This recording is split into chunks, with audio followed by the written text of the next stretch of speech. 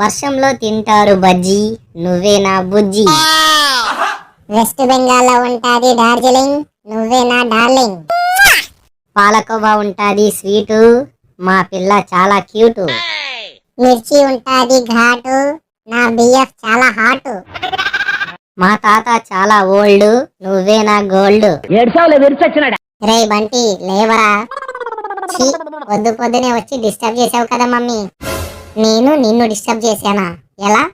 మంచి కళ కంటుంటే డిస్టర్బ్ చేసావు మమ్మీ. అవునా బంటి, ఇంతకీ ఆ కళ ఏంటి? జిఎఫ్ తో చాట్ చేశానని చెబితే పిచ్చ కొట్టుడు కొడుతుంది. అది సరే మమ్మీ, నన్నెందుకు ఇంత త్వరగా లేపావు? పాల ప్యాకెట్ తెస్తావని? లేదు మమ్మీ, నేను చదువుకోవాలి. ఇది గుర్తుపెట్టుకో, రిజల్ట్స్ రోజు మాట్లాడుకుందాం. బాగా చదివి నాకు మంచి పేరు తీసుకురావాలి, సరేనా? మీ నాన్న పెట్టిన పేరు నీకు నచ్చలేదా డాడీ? అమ్మా, నీకు ప్రపంచంలో ఉన్న బంగారం అంతా తెచ్చిస్తానమ్మా. చూడ్రా, రాఖీ బాయ్ వాళ్ళ అమ్మ కోసం బంగారం అంతా తీసుకొచ్చాడు. నువ్వు ఉన్నావు, షాప్ కి వెళ్ళి పాల ప్యాకెట్ తీసుకురా అంటే రావు. రాఖీ బాయ్ కి హోంవర్క్స్ ఉండవు కదా mummy.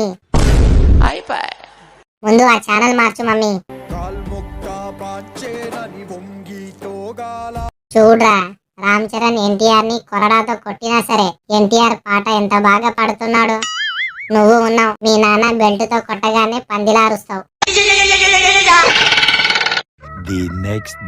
Good morning sir. Very good morning. అంతా హ్యాపీయేగా? మీరు వచ్చాక ఇంకెక్కడ హ్యాపీ సార్. ఏరా, ఏదో అంటున్నావు? ఏం లేదు సార్, ఈ రోజు మీ మ్యారేజ్ కదా, మర్చిపోయి వచ్చారా లేక మ్యారేజ్ క్యాన్సిల్ అయిపోయి వచ్చారా? ముహూర్తానికి ఇంకా గంట సేపు ఉందని వచ్చాను. అవాకయ్యారా? అయితే మ్యాథ్స్ బుక్ ఓపెన్ చేయండి. సార్, మీరు క్లాస్ ఖాళీగా ఉంటే వచ్చేస్తారు, గేమ్స్ పీరియడ్ లో వచ్చేస్తారు. మార్నింగ్ నుండి ఈవినింగ్ వరకు మ్యాథ్స్ చేసి చేసి బ్రెయిన్ పాడైపోతే హూ ఇస్ ద రెస్పాన్సిబుల్? ఎక్కువ మాట్లాడావో తొడపాసం పెడతా. ఓకే పిల్లలు, పేజీ నెంబర్ 43 ఓపెన్ చేయండి. సార్, ఈ రోజు మీరు రారనుకొని బుక్స్ తీసుకురాలేదు. ఏం పర్లేదు, రఫ్ బుక్ తీసి రాసుకో. అంటే సార్, అది మాటలు లేవు, మాట్లాడుకోవటాలు లేవు, పెన్నులు లేవు, రాసుకోవటాలు లేవు. రై ఎవ్వడ్రా అది? అంటే సార్, పెన్ను లేదని అలా అన్నాను.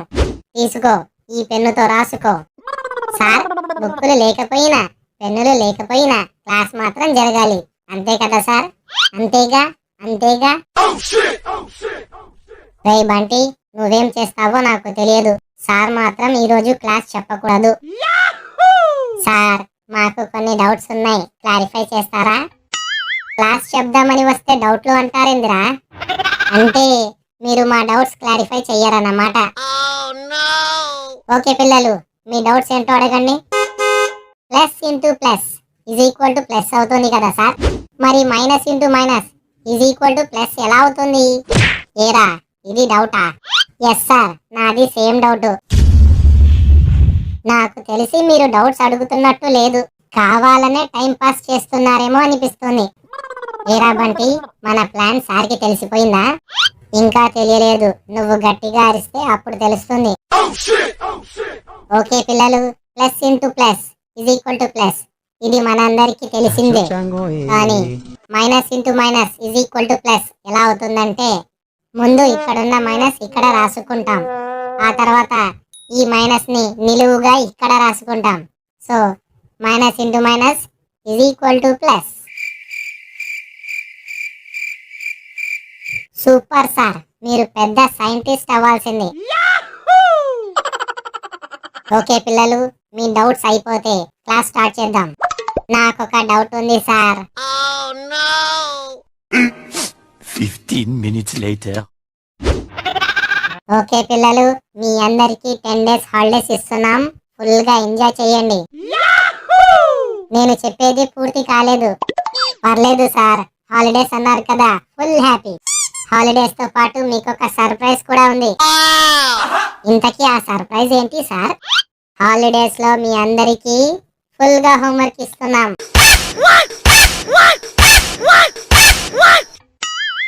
సార్, ముందు హాలిడేస్ అని చెప్పి ఎంజాయ్ చేయమన్నారు, ఇప్పుడేమో హోంవర్క్ చేయమంటున్నారు. ఇంతకీ మేము హోంవర్క్ చేయాలా లేక ఎంజాయ్ చెయ్యాలా? మీకు ఆ కన్ఫ్యూజన్ వద్దు, హోంవర్క్ చేస్తూ ఎంజాయ్ చేయండి.